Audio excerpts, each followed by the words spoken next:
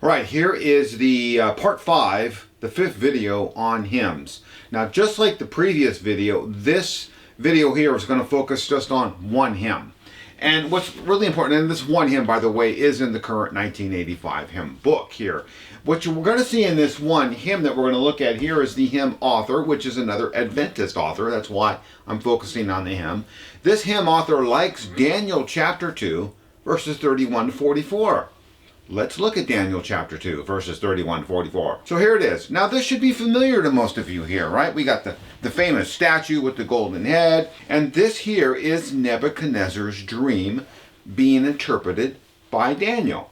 As you can see here in verses 39 and 40, you are the head of gold, and another kingdom inferior is going to come after you, etc. Who is the head of gold here? Come on, everybody knows that. That is Nebuchadnezzar and Babylon. Adventist literature even knows that. Look, 1908, same kind of statue, Babylon, Medo-Persia, Greece, Rome, etc. How about 1976, showing a picture from the heretic, anti-Trinitarian Uriah Smith's book, and it's the same, right? Babylon's at the top, Medo-Persia, Greece, Rome. 1957, Ministry Magazine, here it is again. Babylon, Persia, or Medo-Persia, right? Greece, Rome, and then, well, divided kingdoms. I'm not interested in those, just the first 4. And who are the first 4 in this one too? 1976? Well, here it is again. Babylon, Medo-Persia, Greece, Rome. I'm saying the same thing over and over, right? Let's go to 2023. And this, even the Adventist World magazine here gets it right. Same 4. Here is the simple question of the day. Adventist, do you know who the first 4 kingdoms, and we just went over them, get your pen out, sharpen it up. Who are the first 4 kingdoms mentioned in Daniel chapter 2, verses 31 to 44, starting with the head of gold? Can you repeat those? Do you know what they are? You probably do. It's been drilled into your head. You would think, I would think, every Adventist would know these 4 kingdoms, starting with, say it after me, Babylon. Okay, so let's look at that hymn from this brilliant Adventist author that we're going to see right here in this book. Here it is, hymn 596, and you can see the arrow pointing right to Daniel 2, 31 to 44. So let's look at that hymn. Let's sing along here. First, the Assyrian kingdom ruled the world. In Medo-Persia, banners were unfurled, and after Greece held universal sway, Rome seized the scepter. What? Assyria? Medo-Persia, Greece, Rome. You see them here. The first one is Assyria. Is that what we just went over a couple minutes ago?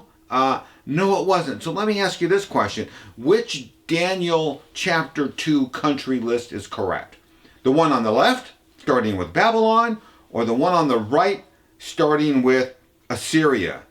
Well, look at this hymn again. This author is quoting Daniel chapter 2, verses 31 to 44. Is the first kingdom in Daniel chapter 2, verse 31 to 44 Assyria? No, it's not. It's Babylon. This hymn, 596, again, it's in the current Adventist book, has been in Adventist hymn book since 1886, when it was copyrighted or dated, you could say. You can look at the hymn itself, and that's what it's dated. Here's what I'm going to predict. I'm going to predict now, because I am absolutely going to embarrass Seventh-day Adventists with this video. They're probably going to remove this hymn in future hymn books, or they're going to change Assyria to Babylon, and then they won't tell anybody they changed it. Let's see what they do in the future, because we know what these rascally Adventists are going to do. These lying commandment keepers are going to, like I said, either change the hymn or just quietly remove it from future hymn books, because it's an embarrassment to call the first kingdom related to Daniel chapter 2 Assyria, when it's clear, everybody agrees on it, it's Babylon. The word Daniel chapter 2 tells us. We just read it in Daniel chapter 2. O king, it's you, and the king is Nebuchadnezzar and Babylon. Adventists can't even get the basics right. But here's what's even more astounding. They double down on this wrong hymn in their literature over and over and over and over. Let me just give you a few examples. Look here. Here is someone by the name of Spicer. Everybody knows Spicer was an old, long-time Adventist in this book called Certainties of the Adventist Movement, page 213. Look what he does. So we may take the certainties of divine prophecy, the prophecies of Daniel and Revelation. And then what does he do? He quotes this silly hymn here. First, the Assyrian kingdoms. Okay, so the Assyrian kingdom are the divine prophetic certainties of Daniel. Well, that's what he put in his book. How about this one here? I love this one here. 1952, but it's prepared by and published by the Department of Education of the General Conference. Well, certainly the General Conference is going to get it correct. Let's look what they do here. They talk about the 4 great beasts of Daniel 7, and the first one is who? Assyria. The General Conference can't even get this right. Well, it continues here in the 1980s in this Advent Review magazine from 1981. What do they do here? As outlined in chapter 2 of the book of Daniel, we learn what? Babylon, Medo-Persia, Greece, Rome. You're right. And then what do? Look at the last line of red text. The meeting closed with a hymn that was new to us but was most appropriate. They're quoting this hymn. Now, they don't show the words Assyria here, but if they were to show the whole hymn, we would see it's Assyria. So let me help these poor Adventists. These poor, confused Adventists who do not know the difference between Assyria and Babylon. Right now, Assyria, prophesied by the prophet called minor prophet Hosea. And he prophesied that as a nation, Assyria would be used by God to chastise the northern kingdom, often called Israel. At this time, the nation of Israel had split into 2 groups. We have what's called Israel, or the northern kingdom, and then we have what's called Judah, or the southern kingdom. So Assyria was prophesied by Hosea as going to be used as an instrument of chastisement by God against the 10 tribes called Israel at that time. Now, Assyria did conquer the northern kingdoms. In 722 BC, known historical fact, their capital was called Samaria, and they were conquered. So let's look here. Hosea. He was a prophet only to the northern kingdom. Look at Hosea 11:5, down at the bottom left-hand corner. They shall not return to the land of Egypt, but Assyria shall be their king, because they have refused to return to me. And we know that because the northern kingdom falls in 722 BC, and Assyria is in the middle here. Hosea was also a contemporary of the minor prophet Amos. Now, Hosea's prophetic activity, it's thought to be as early as King Jeroboam, and we can say 786 BC, and as late as King Hezekiah, all the way up to 686 BC. Those are the outer limits that everybody thinks is true. Now let's look at the prophet Daniel. Daniel chapter 2, which is what we're interested in. And it starts off in the 2nd year of the reign of Nebuchadnezzar.